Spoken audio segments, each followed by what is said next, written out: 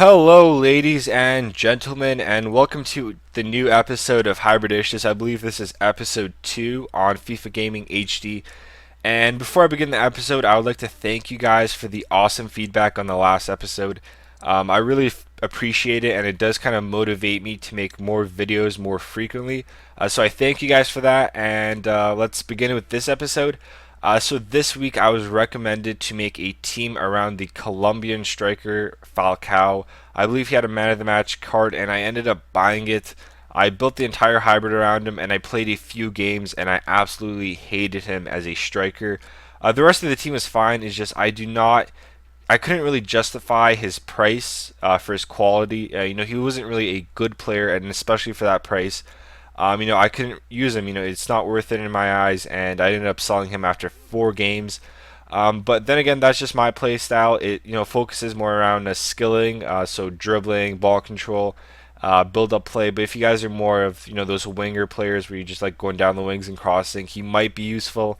From my knowledge, he has great heading and jumping stats. So in that kind of play style, he might be more effective.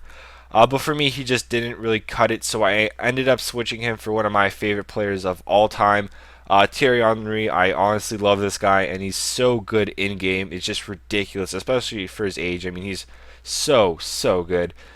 So let's start off with some reviews. So the team as a whole, it was really good. The two central defensive mids acted more as kind of midfielders, sometimes even attacking midfielders.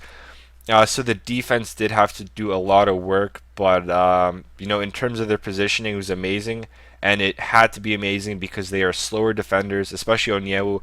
Only 55 pace. He does make that up with his 99 strength. I know 99 strength, that's ridiculous. Great positioning, great marking. I believe he's got like something like 88 stand tackle, which is really good. And he's 6'4", so no headers are being scored. And then we move on to Gonzalez, team of the year, picked him up for 50K. A bit faster, once again, exactly like Onyewu. It seems like these American players, they're tall, they're strong, they're slow, but their positioning and tackling is amazing. And I'd like to mention that Howard, the inform Howard, was probably the best keeper I've ever used in this game. Absolutely amazing. I'd recommend him for every team, and I was actually considering using him in my hybrid, actually my skill hybrid, because he's so good. So let's move on to the inform Insua. Paid around 14K. Decent player. For 14K, I got exactly what I expected. He's a bit taller. He's a bit stronger. He is slower, but he didn't let any crosses in, and that's kind of my weak spot. Those kind of deep crosses, and he did a great job defending those. And same thing for the team of the year, Simpson. He was a good player going forward. He actually did make a few runs. I scored a few average goals, which I probably won't show. But he was a decent player. Picked him up for around 25K, and he's definitely worth it. Good tackling. I believe he also does have 88 stand tackle, 83 marking, and he's actually really strong. So a great player in terms of defending and decent on offense. And then we move on to the midfield. We had the two central defensive mids who are more, holding mids. Guarin, who's big, strong. I believe he has something like 90 strength, which is absolutely ridiculous. Great long shot, probably the most powerful shot I've ever used in game. Absolutely amazing. And he was a great player. Not great defensively, but in terms of dominating the midfield, especially with Beckham. Beckham's probably the best passer I've ever used. It was actually really fun. Sometimes I was at my half and he was picking up passes, on the other side of the field, and that's absolutely amazing. Really useful. Great long shot, as you guys see right there. That's 40 yards, no problem. That's for Beckham. And in terms of defense, not amazing. In terms of holding the midfield and kind of controlling the flow of the game, brilliant. Worth every penny for me. And then we'll move on to the upgraded Cole. Not much I could say. I only paid 1K, so I wasn't really expecting a lot.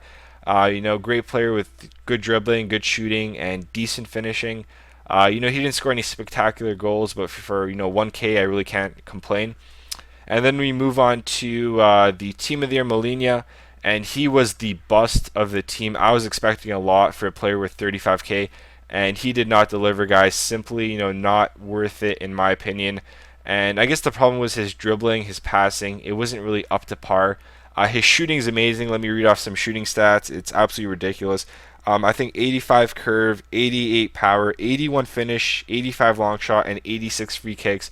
Those are stats for a high rated goal player on a 74 rated player. So in terms of his shooting, yes, he is worth it. As a player, I didn't really like him. You guys could still try him. I definitely recommend it. My play style might differ from yours. And then we'll move on to Montero, probably my favorite player on the team. 4-star skill moves, absolutely amazing finishing. I believe it's 80, and that's ridiculous for a silver rated player. And I only picked him up for 1K, so definitely worth it. And then we move on to my favorite player, Thierry Henry. He was really, really good in the team, mainly because of his finishing. 93 finish, 97 curve, and the finesse shot trait. Basically every finesse shot from within 20 yards goes in. 4-star skill moves, great at skilling. So that is the episode, guys. I hope you enjoyed. And once again, if you guys are interested in making some recommendations for future episodes, feel free to do so. So this has been Adrian, and I hope you guys enjoyed.